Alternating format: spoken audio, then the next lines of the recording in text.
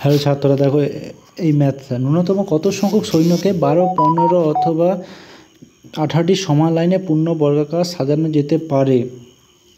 এই অঙ্কগুলো এই সংখ্যাগুলো এলসিএম করতে হবে।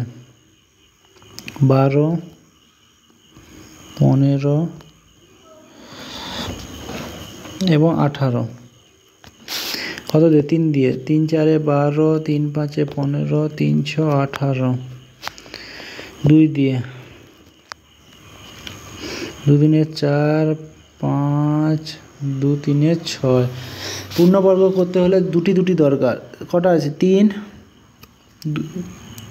3 দুবার, 2 দুবার, 5 একটা, আর একটা 5 দরকার, তবে পূর্ণবর্গ। এদের গুণ করলে হয় 3 থেকে 9, 9 দুনে 18, 18 দুনে 36, 36 আর 5 5 25, 36 আর 25 900 হবে অ্যান্সার।